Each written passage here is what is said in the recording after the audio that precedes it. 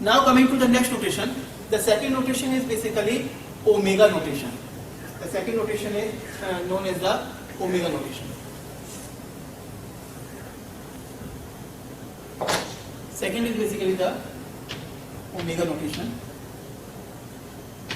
and omega notation is denoted by big omega. Basically, it is denoted by omega, and it is basically used to represent the, as we know that the just big O notation was representing an asymptotic upper bound. Similarly, omega notation provides an asymptotically lower bound. That is, for a function, GN function will act as the lower bound. That is, if I change this and I say that if Fn is asymptotically positive function and Gn function is asymptotically is acting as an lower bound for Fn, then it is denoted by this. That is, for Fn function, Gn function is acting as a lower bound, and mathematically you will write as omega of G of n is equal to Fn such that there exists a positive constant C and n naught such that as Gn function is acting as a lower bound for Fn, it means that when I multiply, that is, this equation will be changed.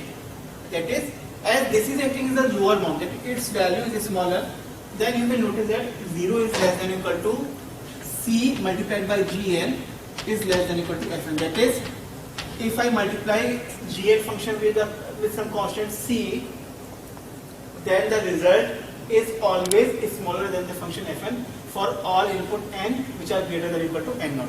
That is, diagrammatically you will notice that if this is basically an Fn function,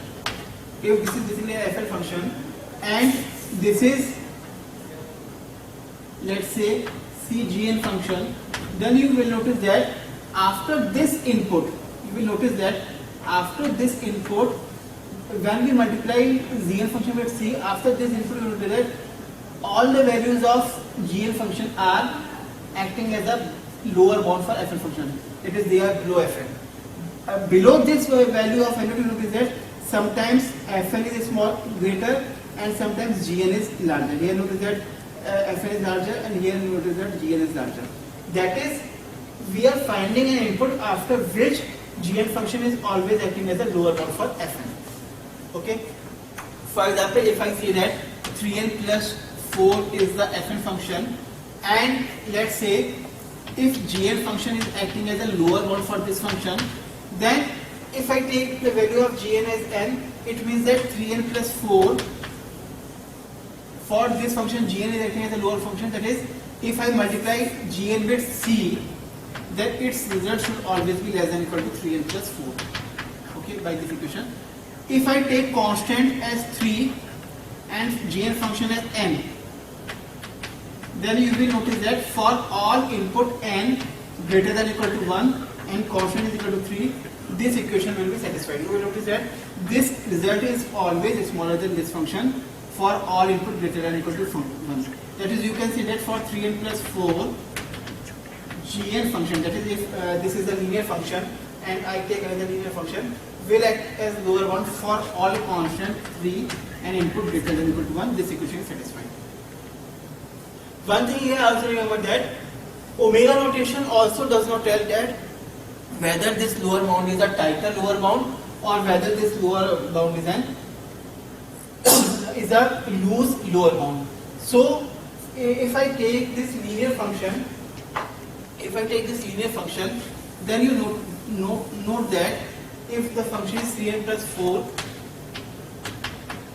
then the linear function will act as the lower bound. Also, you will notice that the constant function will also act as a lower bound for this function. You can solve with the help of these equations, you can calculate the result. But these are basically are acting as a lower bound for this. If I take, let's say, quadratic equation, for example, 3n square plus 4n plus 6, then omega n square will act as lower bound for this function. For this linear function will act as a lower bound, and also you will notice that a constant function is also acting as a lower bound.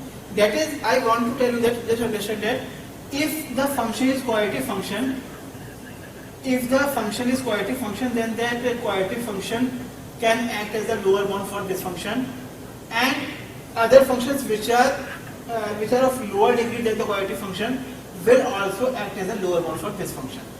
But just remember that if the function is of degree 2 and the bound function is also of degree 2, then these type of functions are known as the tighter bounds. These type of functions are known as the tighter bounds, and these are basically known as the loose bounds. Both are correct. Basically, omega notation and big O notations. If you see the definition in the subject, you will notice that omega notation and big O notations are simply saying that the function should act. Omega notation simply said that the function should act as the lower bound for the other function, that is Gn should act as the lower bound for Fn, but how loose or how tight it is not telling. Similarly, similarly O function, big O function is also saying that Gn function should act as the upper bound for Fn. But how tighter upper bound it is or how loose upper bound it is not telling. But to make a difference between these, we have basically two more notations we will be studying. And here in this subject, when we are talking about big omega notation and big O notation, we are basically talking about only tighter bounds. It is tighter upper bounds and tighter loose bounds we are talking about. Just remember here that tighter bounds are those bounds in which the function which is bounding that degree and the function which is bounded that degree should be same. If both degrees are same, that is here it is quadratic and here it is quadratic, then we say it is basically acting as a tighter bound. Other functions are acting as the loose bound.